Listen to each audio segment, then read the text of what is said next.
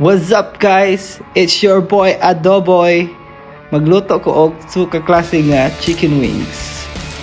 Kay dalon ako na sa screening sa 28 years later. Sa City Mall midnight kuan man gud kana midnight screening ba alas 12.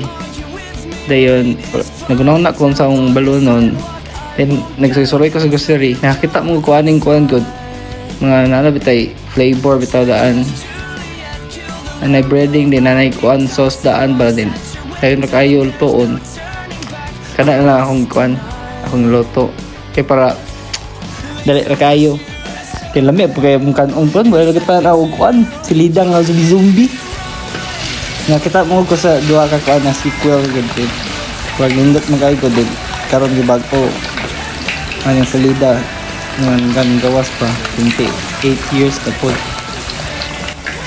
Bali duha ka kuan siya, duha ka sarangan ako nga kuan nga chicken wings sa kilo, half kilo. Duha ka flavor. Ano to, gikuha ano ko ang kuan. Ang unang salang lami kay color ba? Oh, golden brown. Sunod na po ang kaduha nga salang. Bula-bula ang kuan na, crispy. Klaro na kaya crispy di ka may gawas pa. Kaya ni mami juga berlantaw ani ba din kaon to ba mo to manang duha ka salang sus niya color mas lam mami do ko ni lami do mas lami po no pasit kanton ani may butang na ko ang duha ka sauce una sa katong spicy Korean murag kulang ang sauce nang gihatag lagi, kuha na ako nang itansya na mix para ma-incorporate ito ng sa mga wings. Wow, glistening, yummy.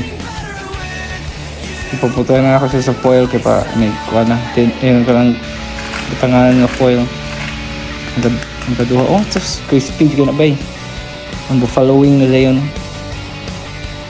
magkulang lagi ka na ng sauce ng ibutang yun ba. Pero kaya na igor na nami kaya tanaw ng salida din magkakaon pagkade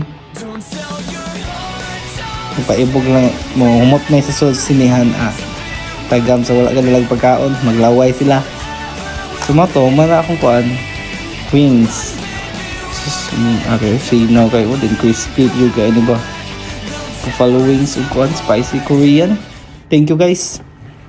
Ay wala na kabot ang thank you guys.